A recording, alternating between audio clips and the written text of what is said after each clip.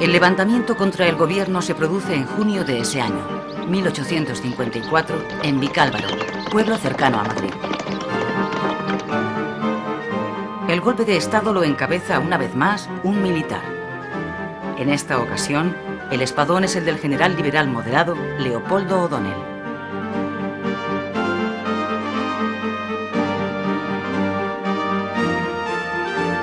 Se produce un primer enfrentamiento con las tropas gubernamentales, pero no hay un claro ganador.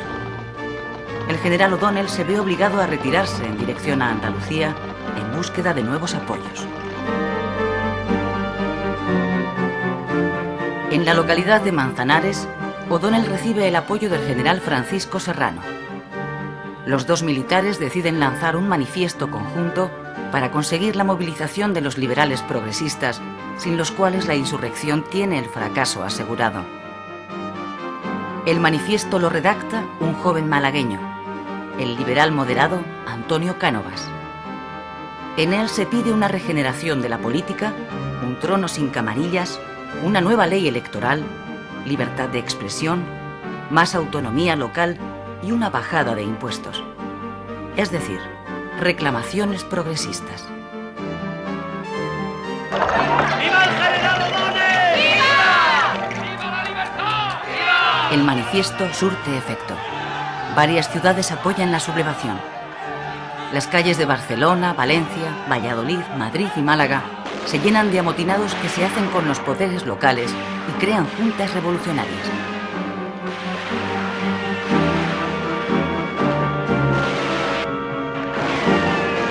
Durante el mes de julio de 1854, el alzamiento popular se extiende por el país y se hace más virulento. Se suceden los disturbios y los asaltos y saqueos a los palacetes de los hombres de negocios. Llega un momento en que el levantamiento escapa al control de quienes lo habían iniciado y se convierte en una sublevación popular.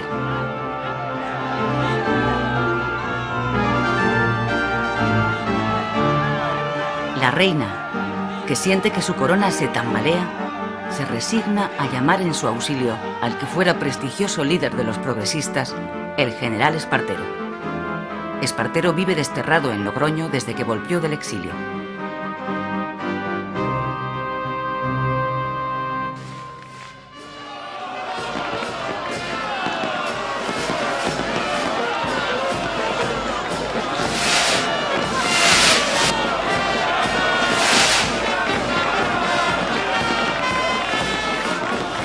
Espartero es nombrado presidente del gobierno. Con él, vuelve al poder el Partido Progresista después de haber permanecido 11 años en la oposición.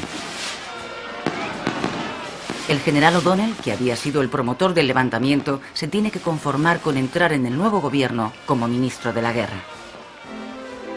O'Donnell decide fundar un partido centrista, la Unión Liberal, que pretende aglutinar a los más flexibles de los moderados y de los progresistas.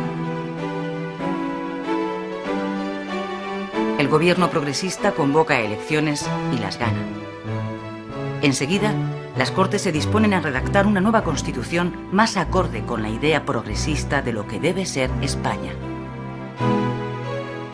El otro gran objetivo es el de dar un fuerte impulso a la economía nacional que la ponga a la altura del nuevo capitalismo europeo.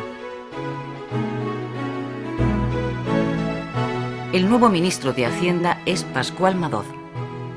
Madoz quiere resolver los crónicos problemas de Hacienda y relanzar los viejos proyectos de expansión ferroviaria.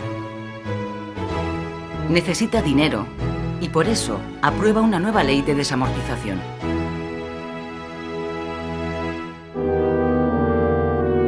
Con la desamortización de Madoz se nacionalizan y subastan sobre todo las tierras comunales de los municipios, pero también los bienes que todavía le quedan a la Iglesia después de la desamortización de Mendizábal.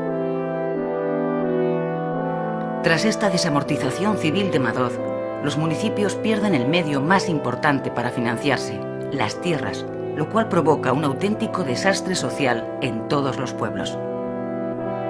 Los campesinos más humildes pierden su medio de vida y los pequeños ayuntamientos que solían pagar al médico y al maestro con los beneficios del arrendamiento de terrenos se empobrecen aún más. el desamparo rural se acrecienta. ¿Qué es eso, Santiago?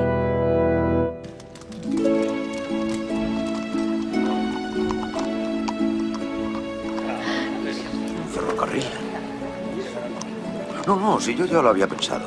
Cualquier mercancía llegaría a Madrid con la mitad de coste de transporte, por lo tanto se podría vender más barata o se tendría un mayor margen de beneficios.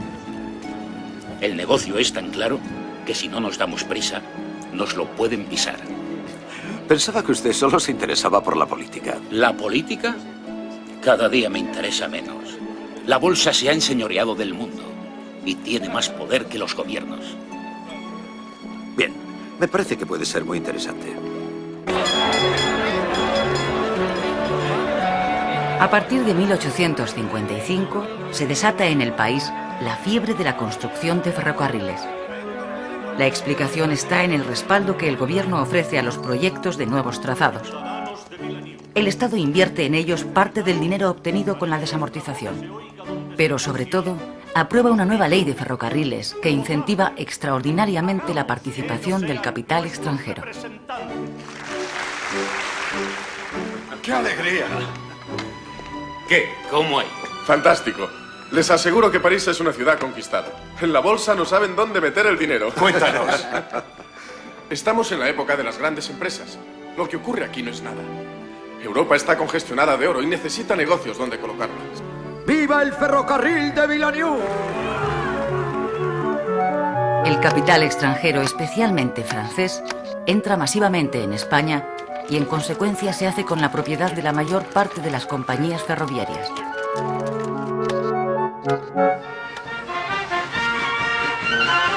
En 10 años entran en funcionamiento más de 5.000 kilómetros y 2.000 más están en obras.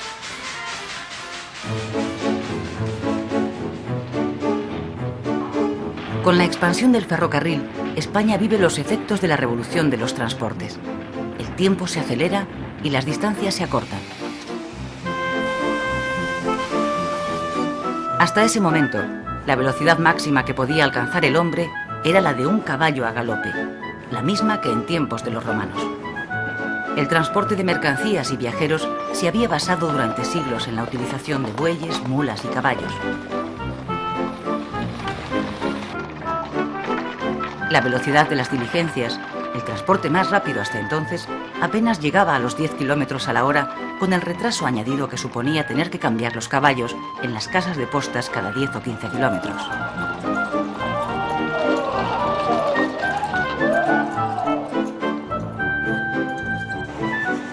Con la llegada del tren, esa velocidad se triplica.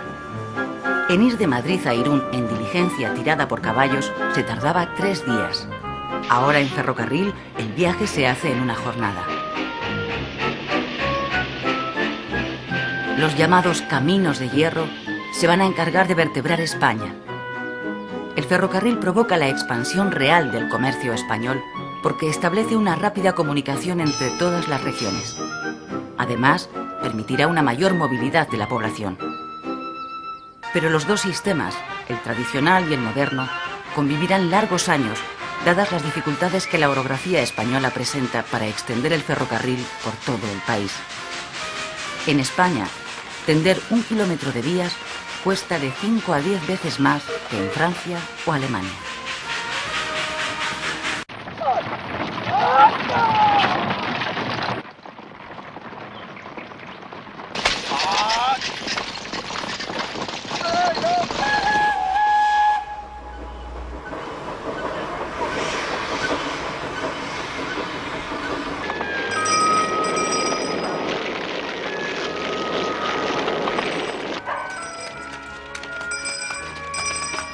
A pesar de los esfuerzos de los liberales por modernizar España, las epidemias de cólera y las hambrunas continúan abatiéndose cíclicamente sobre el país.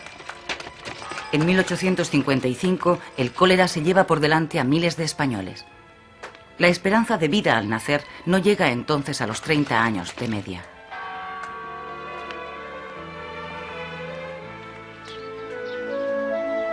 Sin embargo, la población sigue aumentando lentamente. A mediados de siglo, España pasa ya de los 15 millones de habitantes.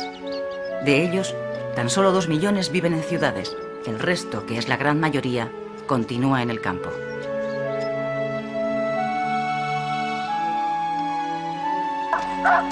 Es en esta época cuando se inicia la emigración del campo a la ciudad. Las zonas costeras del Mediterráneo y del Cantábrico, junto con Madrid, son los destinos preferidos de los inmigrantes que van buscando los lugares donde las industrias tienen necesidad de mano de obra.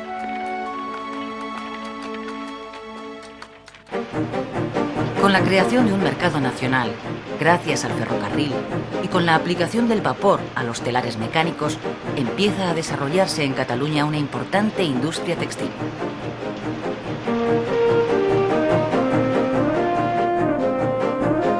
Otra actividad industrial que inicia en estos momentos su despegue es la de la obtención del hierro, la siderurgia. Aún se pueden ver en Marbella, Málaga, restos de lo que fueron los primeros altos hornos, alimentados por madera, que se instalan en España. Años más tarde, cuando el carbón sustituye a la madera, la actividad siderúrgica se traslada a Asturias y a Vizcaya. Alrededor de 175.000 obreros trabajan en la industria, en la minería y en la construcción de ferrocarriles en jornadas de 10 a 12 horas diarias. Estos trabajadores, que malviven con un mísero salario, constituyen el primer proletariado industrial español.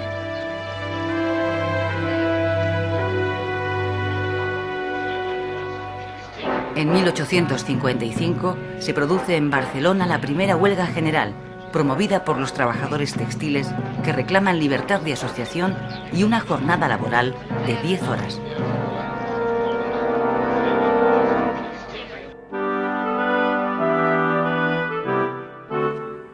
La afluencia de inmigrantes y el desarrollo de las nuevas industrias hace que las ciudades más dinámicas se queden pequeñas para albergar a la nueva población.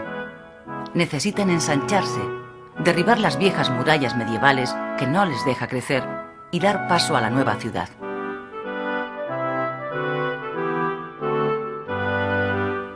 El proyecto para el ensanche de Barcelona del ingeniero Ildefonso Cerdá, pionero del urbanismo moderno, plasma el modelo ideal de la nueva ciudad, racional, ordenada, higiénica y sobre todo al servicio de los ciudadanos y de su libertad individual. Pero en el momento de llevarlo a la práctica, el proyecto es parcialmente mutilado por los promotores. Todas las ciudades en desarrollo, San Sebastián, Valencia, Almería, Bilbao, Madrid, acometen su ensanche. En la capital de España, el hombre de negocios José de Salamanca construye el conocido como Barrio de Salamanca, otro ejemplo de la nueva ciudad moderna.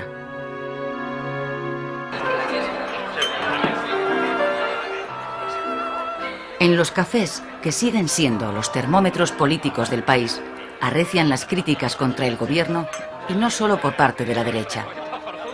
A la izquierda de los progresistas está creciendo un movimiento político cuyos adeptos no están dispuestos a que se traicione el espíritu de la revolución. Son los demócratas. ¡Por la revolución! ¡Por la revolución! ¡Brindemos! El Partido Demócrata, nacido en la década anterior de una escisión del Partido Progresista, reivindica el sufragio universal y la libertad de asociación y de conciencia. Y estoy seguro de que me permitirán. La mayor parte de sus miembros son republicanos.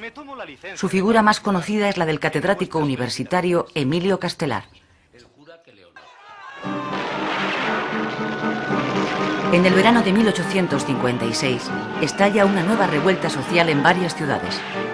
El gobierno progresista comete graves errores en la resolución de esos conflictos.